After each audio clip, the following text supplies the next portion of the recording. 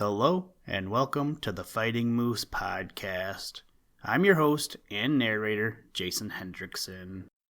This is a podcast where I retell stories, some fictional and some historical, that can be enjoyed by people of all ages.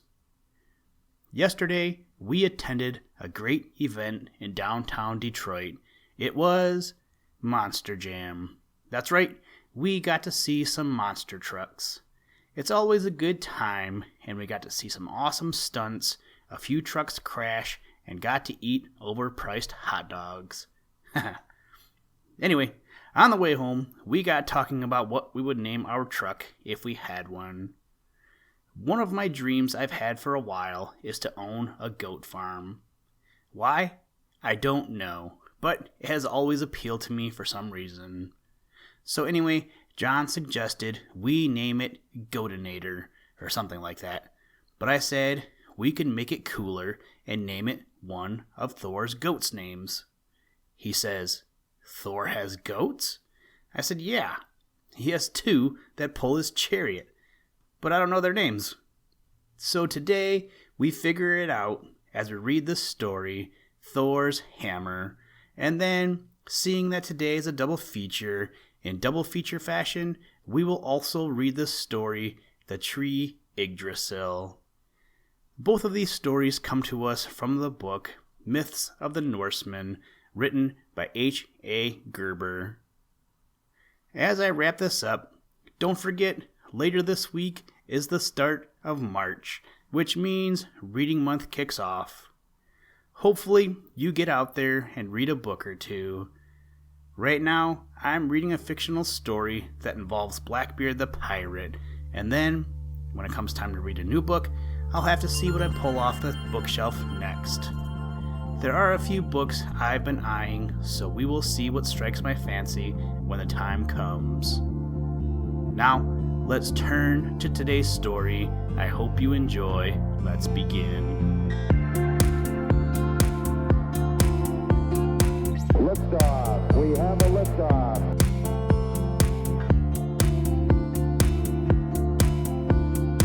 We choose to go to the moon in this decade and do the other things, not because they are easy, but because they are hard.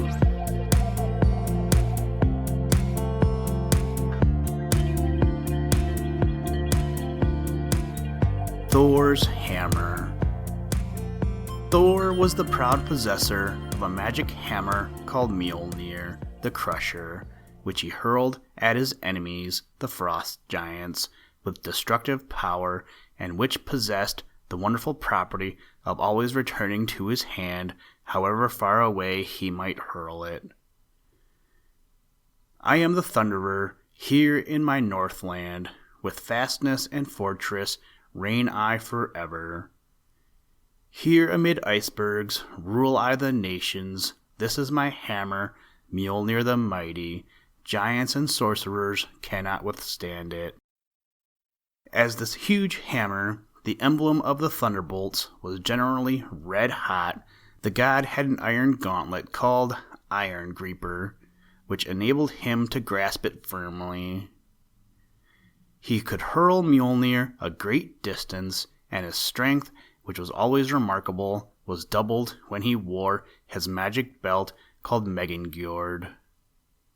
This is my girdle. Whenever I brace it, strength is redoubled.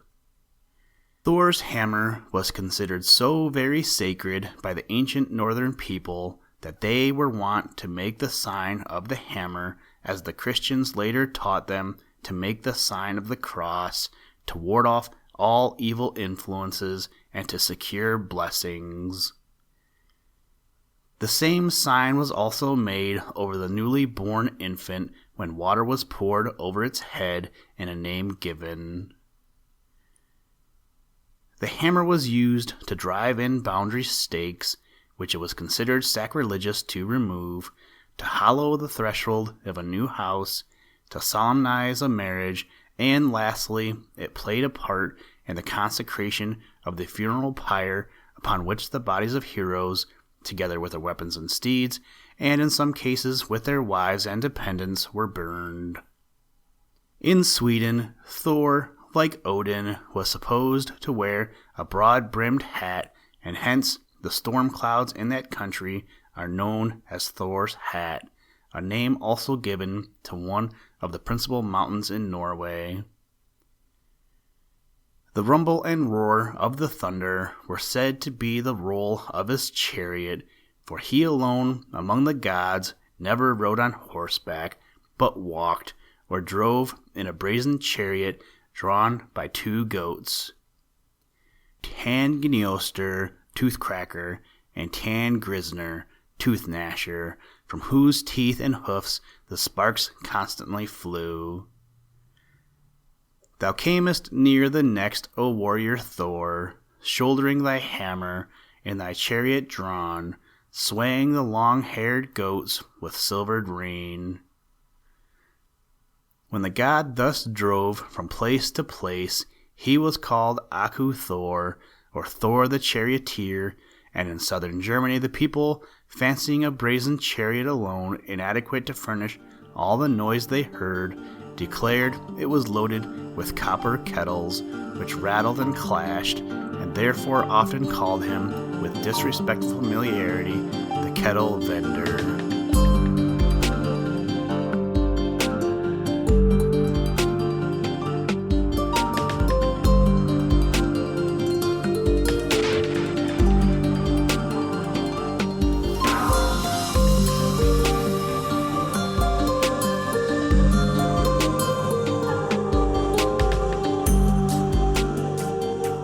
The Tree Yggdrasil.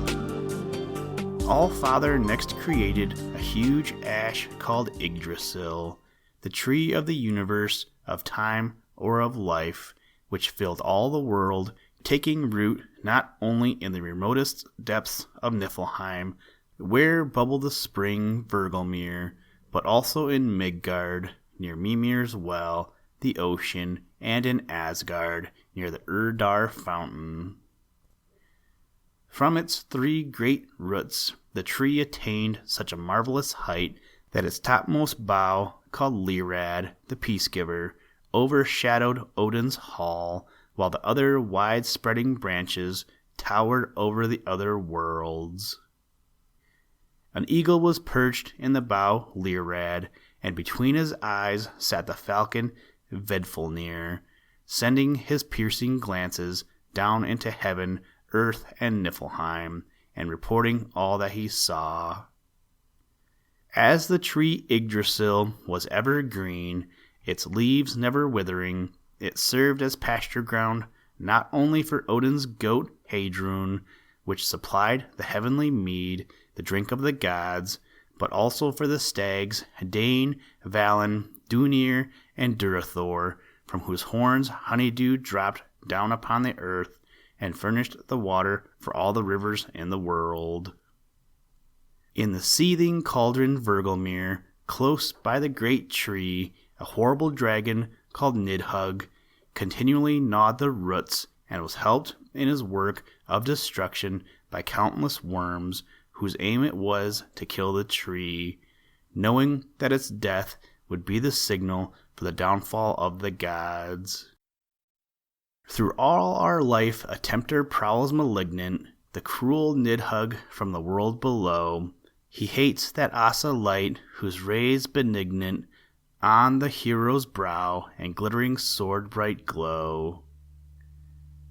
Scampering continually up and down the branches and trunk of the tree, the squirrel Ratatosk, branch borer, the typical busybody and tale bearer, passed its time repeating to the dragon below the remarks of the eagle above, and vice versa, in the hope of stirring up strife between them. Houston, Tranquility Base here. The Eagle has landed. That's one small step for man. One giant leap for mankind.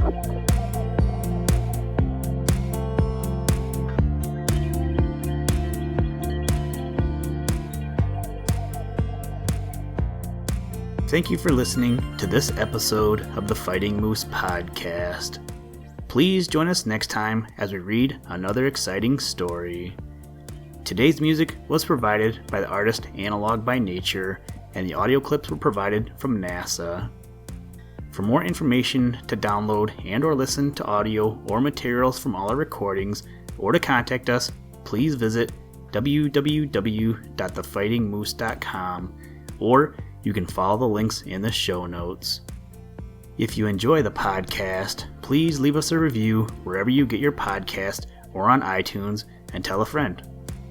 Thank you for your patronage, and as always, try and do a random act of kindness every day. Mission complete, Houston. After serving the world for over 30 years, the space shuttle turned its place in history and has come to a final stop.